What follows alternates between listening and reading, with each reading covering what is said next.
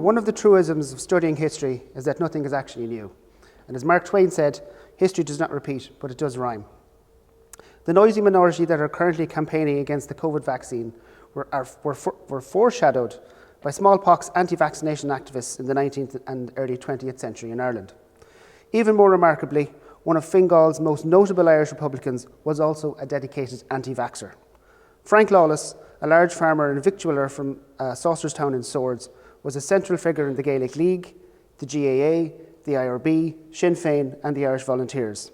He was the quartermaster of the Fingal Brigade of the Irish Volunteers, and he took part in the Battle of Ashbourne during the 1916 Rising, for which he was court-martialled and sentenced to death, which was later commuted to 10 years imprisonment. However, being imprisoned in 1916 was not Lawless's first brush with the law. On the 24th of April 1915, Lawless was convicted of 2 counts of failing to have his children vaccinated, and he was fined 10 shillings per count. Refusing to pay the fine, Lawless was imprisoned in Mountjoy on the 29th of May 1915 for 7 days. Lawless was unrepentant and was one of a great many of so-called vaccine defaulters in Ireland in the early 20th century. Smallpox was one of the most deadly global epidemic diseases. It killed an estimated 400,000 people a year in 18th century Europe and still had an incredibly high mortality rate of 30% even in modern times before it was eradicated. Building on work already happening in Asia, in 1796, English scientist Edward Jenner performed the first successful British vaccination, inoculating an 8-year-old boy with cowpox in order to vaccinate him against smallpox. His innovation, which is so routine in modern times, was viewed with scepticism from some quarters at the time. The idea of deliberately infecting a person in order to protect them from disease seemed contradictory and strange, while there were also religious objections from some people who felt that to interfere with nature was to risk incurring God's wrath. However, the efficacy of the vaccination process could not be denied, and despite public opposition, the 1840 Vaccination Act provided free voluntary vaccinations to the poor. In 1853, the law was amended and it was made compulsory for parents in Britain to have their children vaccinated within 3 months of their birth, and provided for financial penalties for non-compliance. In 1863, this was extended to Ireland and linked to the introduction of compulsory registration of births. In 1867, it became compulsory to vaccinate children up to 14 years old, with repeated fines for non-compliance, and passed control of the process to the local poor law guardians.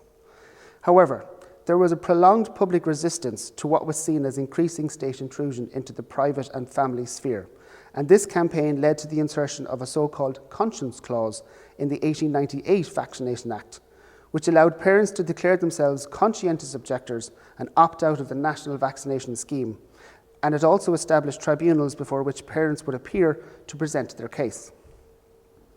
This added a layer of complexity to an already complicated situation. As some people noted at the time, the strength of a moral objection is impossible to measure and varies from person to person. Often those who were most successful at obtaining exemptions from compulsory vaccination were those who were better able to present their case, and there is clear evidence of class bias in the tribunal decisions. Under the 1898 Act, parents had to convince either 2 magistrates or 1 stipendiary one of their case, and each magistrate's clerk was entitled to a fee of 1 shilling for each certificate that they issued. In addition, neglect of the children's health could be hidden by declarations of conscientious objection, and magistrates had to decide themselves which of these was the case. In addition, the question of whether a mother was able to obtain an exemption herself was another vexed one, which was not settled until 1908. But the key point to note here is that the conscience clause was not applied to Ireland in the 1898 Act, and therefore Irish parents could not exempt their children from vaccination. Smallpox vaccination in the UK was fully compulsory only in Ireland, and the only option open to Irish anti-vaccine activists at the time was to just defy or break the law. The exclusion of Ireland from the Conscience Clause in 1898 came at a time of heightened political activity and the rise of nationalism. The unfairness of the decision to exempt Ireland became a rallying call for nationalists and Republicans alike, and was used as an example of British misrule in Ireland, with the accompanying promise that Irish self-government would obviously be different. The Irish Anti-Vaccination League was established in 1905, and several high-profile Republicans were amongst its earlier supporters, such as Eamon de Valera, Francis Sheehy Skeffington and Alderman Thomas Kelly of Dublin Corporation. De Valera himself was on the IAVL committee. Wexford and Enniscorthy in particular became a hotspot of anti-vaccine resistance, and the Enniscorthy Board of Guardians were even threatened with legal action by the local government board in 1914 at its refusal to fulfil its vaccine mandate. In February 1910, A. Gordon Palmer, who was the honorary secretary of the IAVL, wrote to the Dublin Express complaining that, quote, "Much is heard of the ravages of smallpox, little is heard of the ravages of vaccination," before going on to claim that 1,314 people had died as a result of vaccination between 1875 and 1907. The conclusion to his letter has clear echoes for the modern anti-vax manifesto. Quote, "The existence of a law compelling a whole nation to submit to a dangerous and disgusting operation based on an unproved medical hypothesis is a standing menace to personal liberty as well to life and health. It cannot be that our people are less intelligent than our friends across the water. Then let us lose no time in looking into this question for ourselves and stir up our parliamentary representatives."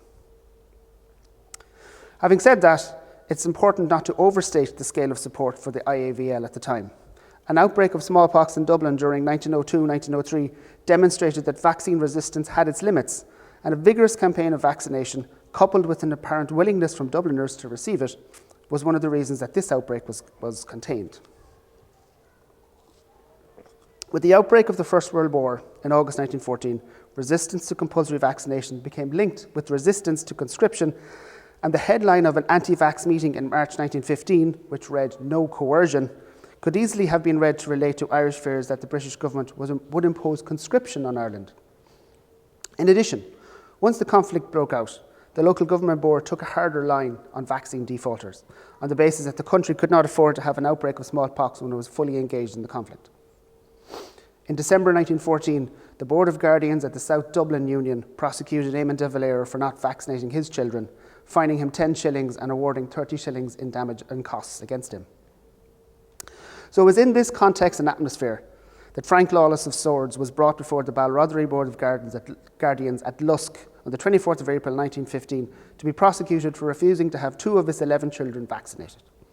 One of the most remarkable aspects of this hearing was that Lawless himself was a member of the Board of Guardians and was therefore being prosecuted by his own colleagues. The report of the session shows that Lawless had several reasons for defying the vaccination law. Quote, "Mr. Lawless claimed that there was a consensus of medical opinion that vaccination was ineffective after 5 or 7 years, and he refused to put his children to the torture of such an operation at their present age. Besides, he had a conscientious objection to the vaccine and he did not believe in it at all." In addition to that, Lawless added that the objection clause to the Vaccination Act applied to England and "we are supposed to have the same laws as the English people." End quote. In response, the prosecutor Thomas Early pointed out that the Board of Guardians was only carrying out the instructions of the local government board, who foresaw a grave danger to the health of the people would arise in wartime if the necessary steps were not taken to protect children against smallpox. When the chairman of the board accused Lawless of setting a bad example to his colleagues, Lawless linked the issue to British misrule. He said, "Give the people good homes, good water, and look after their sanitation, and you will have no danger of the disease." The end of the hearing neatly illustrates Lawless's defiant attitude towards the issue, and it is worth quoting at length. Quote, "Chairman, does Mr. Lawless say that he will not get his children vaccinated? Mr. Lawless, I will not get them done. The bench imposes a fine of 10 shillings with £1 costs in each case. Mr. Lawless, what is the alternative? Chairman, 7 days in Mountjoy jail. Mr. Lawless, that won't do me any harm. I hope to bring it on before the haymaking." The records of the petty sessions show that Lawless's prison sentence would be triggered automatically if he didn't pay the fine within the 14 days. And subsequent Mountjoy records demonstrate that Lawless didn't pay and was committed to the jail as prisoner number 839. Further demonstrating this overlap between the anti-vax movement and Irish nationalism at the time, a United Irish League meeting held in O'Connell Street on the 21st of May unanimously passed a motion condemning Lawless's imprisonment. Such was the accuracy of British record keeping that when Lawless was imprisoned in Dartmoor after the Easter Rising for his role in the Battle of Ashbourne along with Thomas Ashe, his prison record listed his previous convictions for failure to have a child vaccinated along with his 7-day prison sentence. Upon Lawless's release, there were angry scenes in Swords when a public reception was arranged for him on the 6th of June 1915. And the extent to which the vaccination issue was entwined with contemporary local politics was plain. Around 500 people gathered in the midst of a heavy police presence in the centre of the town, and when the secretary of the Irish Anti-Vaccination League, Ernest Bannister, spoke at the meeting, he was interrupted by a woman who moved her way to the front and shouted at him that he, quote, ought to be out fighting the Germans. Opponents of the meeting attempted to disrupt it by pelting the attendees with rotten eggs from a position inside Swords Castle, but they were foiled and a fight broke out when Lawless rose to speak. He quipped in response to the scuffle, "Don't mind people who can be bought with porter." Describing his experience in prison, Lawless remarked that if every institute in Ireland was so well managed as Mountjoy Jail, there would be a great deal less to complain about. In the ensuing melee that happened, a voice was heard to shout that it was lucky that the Balrothery Guardians were not at the meeting. "They're too busy acting as recruitment agents," the crowd shouted back. Reporting on the day's incidents, the Irish Independent wrote that, quote, "In Swords, for some reason, Sinn Féiners and anti-vaccinators are regarded as identical in opinions." A resolution was passed at the meeting that, once things calmed down, welcoming Lawless home, protesting against vaccinations, and pledging those present not to vote in future for any candidate that did not commit to reversing the vaccination policy. Lawless himself continued to agitate against vaccinations and disrupt Guardian meetings after he was released. At one meeting in June 1915, he railed against the cost of prosecuting vaccine defaulters in the county, and he even queried the expenses charged by the law agent Thomas Early, who had prosecuted him only a few weeks before. When the clerk pointed out that the Guardians had no choice but to bring the cases under the rules provided by the local government board, Lawless snapped, quote, "We beat the LGB before and we will beat them again. You are taking steps here that no board in Ireland is taking but itself. We have got enough of persecution in the past, and when I was going to jail it put me in mind of the old Land League days." Speaking over attempts to silence him, he further said, "They bought the press and everything in connection with it, and if I live, I will go to jail again, and I will not get them vaccinated." Swords remained a problem area for the Board of Guardians in terms of vaccinations, and at another meeting in June 1916, it was noted that, quote, "Swords is giving more trouble than all the rest of the union put together. They really dislike vaccinations up there." The Irish Anti-Vaccination League kept up a letter-writing campaign throughout the First World War, asking local boards of guardians to support them and suspend their vaccination activities, without, it must be said, a great deal of success. In September 1917, they wrote again to Balrothery Board, eliciting their support. And at that meeting, Frank Lawless stated that they should pass a resolution demanding the extension of the conscience clause to Ireland. As he said himself, "As long as we are under British law, then let us have the best as well as the worst of it." One of his colleagues retorted, sitting beside him, "I don't desire to get smallpox." On another occasion, Lawless simply voted against the move to summons vaccine defaulters, as he did in October 1917. The events of 1916 to 1921 overshadowed vaccination as a topic in Irish political discourse, and it was only after the achievement of independence did it raise its head again, as the Free State government continued the British policy of pursuing compulsory smallpox vaccination. Fingal and Swords no longer had its anti-vaccination figurehead, as Frank Lawless was arrested as part of the German plot in May 1918 and was then elected for Sinn Féin in the general election in December. He was released in March 1919, and after that, Dáil business and other matters such as Sinn Féin courts in the local area took up his time. He was arrested again in November 1919 when the police arrested the Dáil offices in Harcourt Street, whereupon he was imprisoned again until February 1920. He was arrested again in December 1920 and interned until August 1921, thus removing him not only from local and national politics, but also from his forthright campaign against vaccination.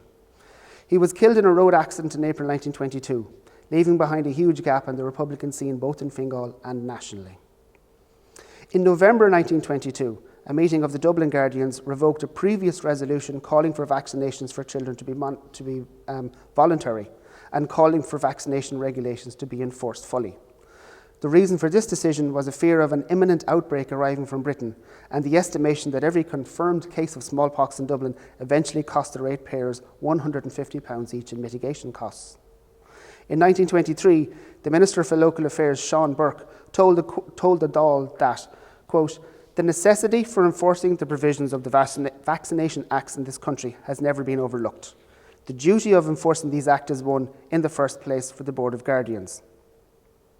During the recent Troubles, vaccination was somewhat neglected in certain districts of Unsairstad. But with the return of more settled conditions, the duty and necessity of securing compliance with the existing acts has been consistently urged on the authorities, in most instances successfully. End quote. However, the government had a determined opponent in William Sears, editor of the Enniscorthy Echo newspaper and TD for Mayo South Roscommon. He took every possible opportunity to decry and oppose the policy of compulsory vaccination as a relic of the British regime, and he consistently pointed to the low vaccination rates in his native Wexford, which was traditionally a hotbed of vaccination resistance, with pride. He rarely wasted an opportunity to bring the subject up, once intervening in a debate on local government road repair in May 1925, telling the Dáil that, quote, "It is all very well to leave the matter to the expert, but there are times when the plain man has something to decide for himself.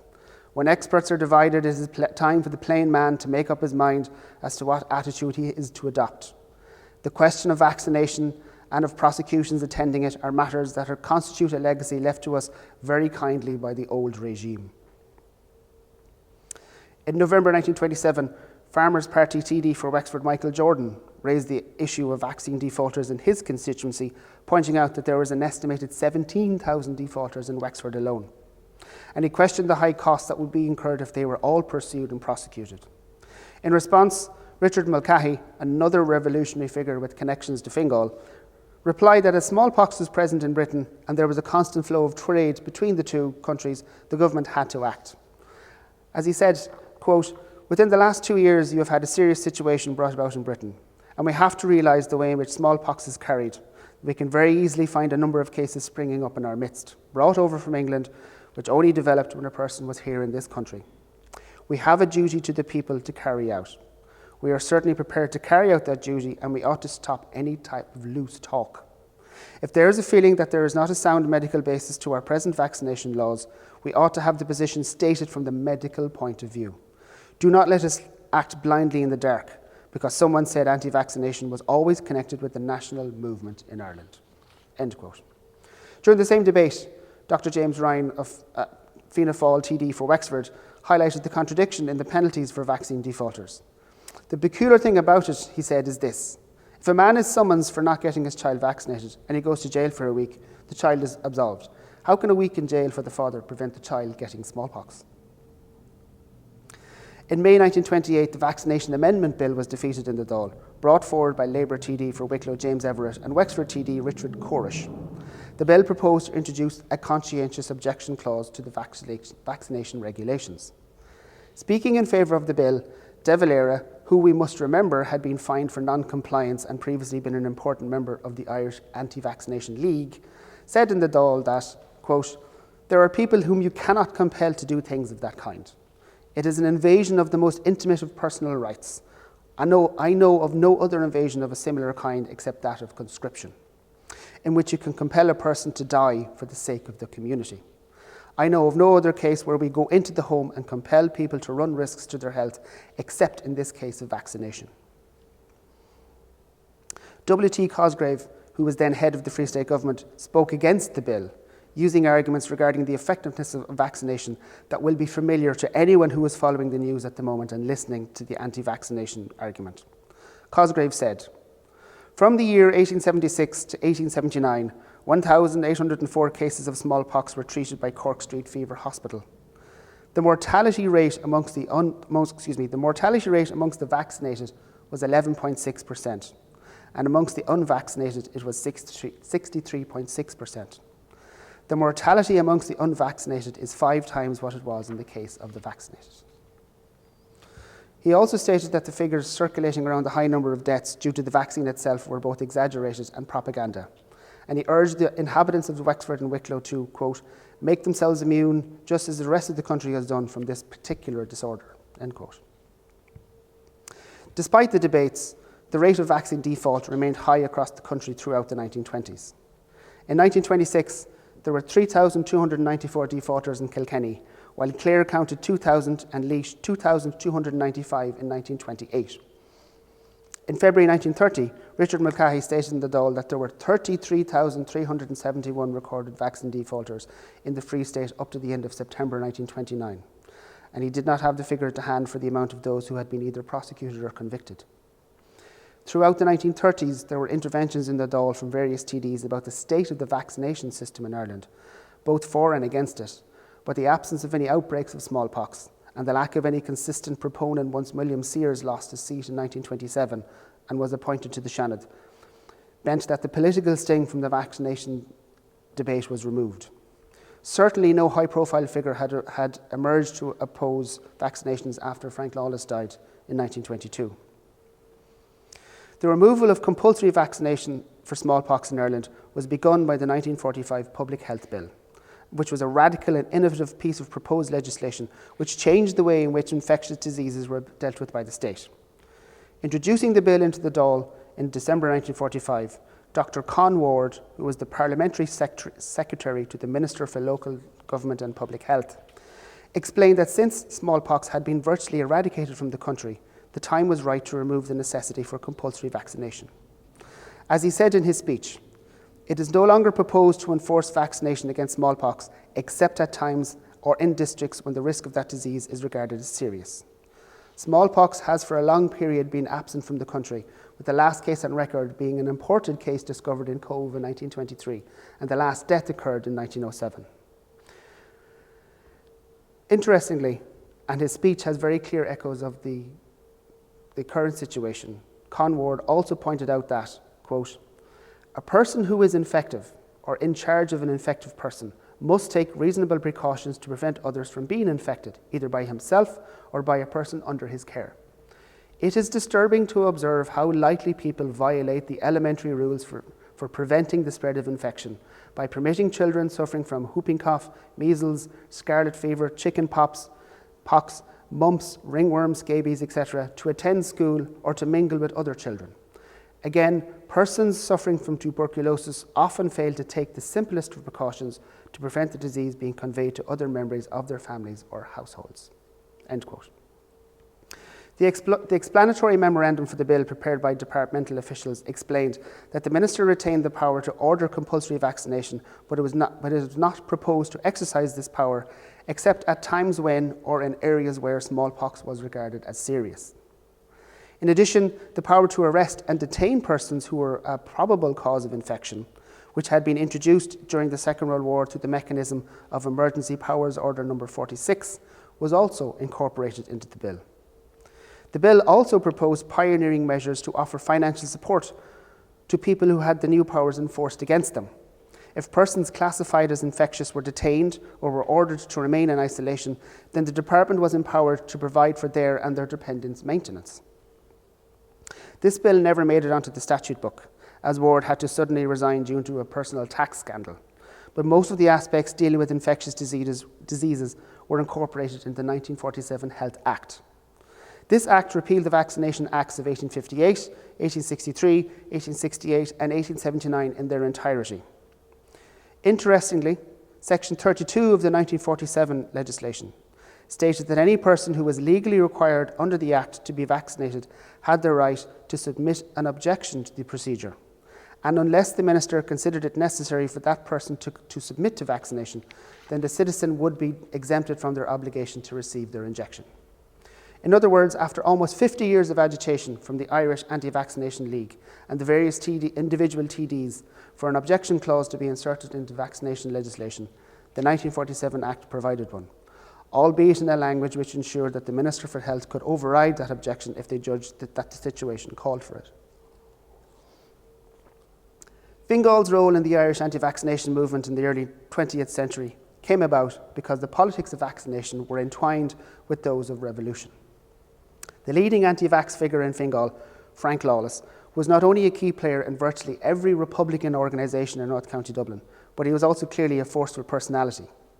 The fact that Ireland did not have the same right to objective vaccination as the rest of the UK fed into his anti-British sentiment, and he presented this as being yet another example of the inadequacy of British rule in Ireland. In addition to this, the evidence available through the Bureau of Military History witness statements suggests that he would not have been amenable to any law, British or Irish, that would have compelled him to do anything. His public pronouncements on the subject of vaccination revealed a mixture of motivations to oppose it, from his objection to the unfairness of the measure to the fact that he stated he did not believe that it was effective.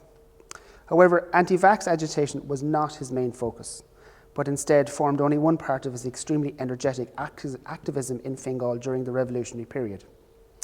It's perhaps telling that the very comprehensive 446-page-long witness statement given to the Bureau of Military History by his son Joe does not mention smallpox, vaccination, or his father's attitude to either at all. After Frank Lawless died in April 1922, no other anti-vax figure emerged in Fingal with the same profile. However, the fact that anti-vaccination movement did not cease once independence was secured in 1922 suggests that it was an issue which was not fully integrated with the revolution on a national level. Political initiatives throughout the 1920s repeated the old themes of the fear of intervention from the state and the retention of an unfair system left behind by the British. And it's beyond the scope of this paper to speculate whether this represents a generalised resistance to government intervention in citizens' lives or the forerunner of the present-day conspiracy theories. Modern-day anti-vax activists may or may not be aware that they are echoing some arguments made over a century ago, but the continual and stubborn re-emergence of anti-vaccination activism in Ireland suggests that while diseases such as smallpox or COVID can be contained or even eradicated, resistance to vaccination cannot. Thank you very much.